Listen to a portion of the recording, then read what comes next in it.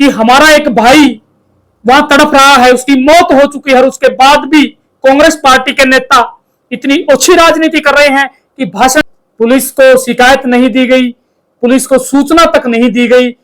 इस मौत का जिम्मेदार कौन? सबसे बड़ा सवाल यह है कि किसके दबाव में पोस्टमार्टम नहीं करवाया गया। नमस्कार साथियों, मैं कुलदीप भुक्कल, प्रदेश अध्यक्ष दलित महापंचायत संघ हरियाणा। कल नारनौंद के अंदर एक बड़ी घटना घटी। हमारे पास गांव के एक दलित समाज के युवक की जान चली गई। नारनौंद के अनाज मंडी में यहाँ के कांग्रेस के नारनौंद से प्रत्याशी जस्सी की एक चुनावी रैली थी, और उस चुनावी रैली में बतौर मुख्य अतिथि दीपेंद्र हुड्डा को बुलाया गया था।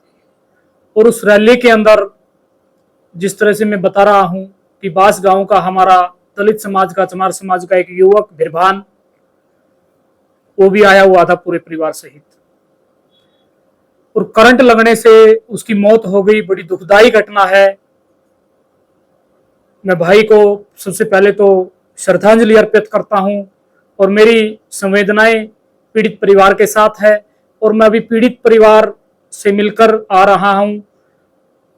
हमारी पूरी टीम बास गांव पहुंची और पीड़ित परिवार को हमने जो है इस दुख की घड़ी में उनके साथ खड़े हुए, और आगे भी खड़े हैं, खड़े रहेंगे।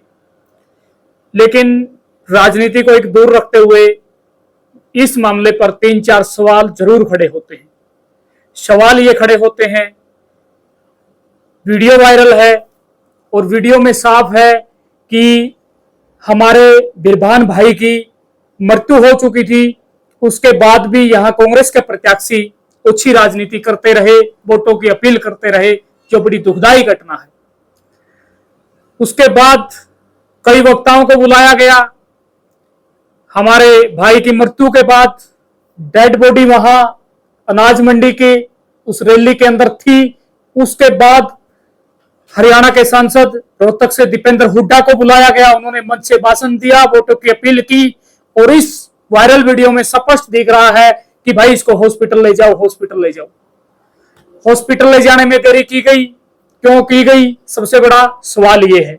दूसरा सवाल, आयोजकों ने जो रैली की थी उन्होंने अभी तक इस पर कुछ नहीं बोला, उनकी स्टेटमेंट नहीं आई। उनकी तमाम जिम्मेदारी, इस मौत का जिम्मेदार कौन? सबसे बड़ा सवाल यह है कि आयोजकों, जो आयोजक है इसमें जस्सी, उसकी जिम्मेवारी है, और उन्होंने इस पर अभी तक कोई स्टेटमेंट नहीं दी है। बेशक से वो पीड़ित परिवार के साथ खड़े हो, लेकिन उनकी मैनेजमेंट में कमी थी। मैनेजमेंट में कमी की वजह से जो है ना ये हादसा हुआ, और हमारे भाई की जो है ना जान चली गई। उसके बाद किसके दबाव में पोस्टमार्टम नहीं करवाया गया? पुलिस को शिकायत नहीं दी गई, पुलिस को सूचना तक नहीं दी गई, और दबाव में, आनन फानन में हमारे भाई का अंतिम संस्कार कर दिया गया, जो बड़ी एक दुखदाई घटना है। आप सभी के माध्यम से, मीडिया के माध्यम से, आप सभी के माध्यम से अपील करना चाहता हूं, क्या हमारे समाज के युवाओं की, हमारे समाज के लोगों की एक पशुओं के समान जिंदगी है कि हमारा एक भाई वहां तड़प रहा है, उसकी मौत हो चुकी है, और उसके बाद भी कांग्रेस पार्टी के नेता इतनी ओछी राजनीति कर रहे हैं कि भाषण चल रहे हैं, वोटों की अपील कर रहे हैं, आतिशबाजियां की जा रही है, डीजे बजाया जा रहा है, डीजे के आगे डांस किया जा रहा है। बड़ी दुखदाई घटना है, और बड़ा मन दुखी है कल से कि इस तरह की घटना हुई, हमारे भाई की जान चली गई। आपके माध्यम से प्रशासन से और सरकार से मेरी हाथ जोड़ के अपील है कि पीड़ित परिवार से मैं मिलकर आ रहा हूं। आर्थिक हालात बिल्कुल शून्य है, बहुत कमजोर है। कमाने वाला मात्र हमारा एक भाई था, उसके पिता बड़े दुखी हैं, रो रहे हैं पूरा परिवार। एक परिवार के अंदर इस तरह की घटना घट जाए और एक बाप के सामने उसका बेटा चला जाए, मैं तो मानता हूं इससे बड़ा दुख बाप के लिए हो नहीं सकता।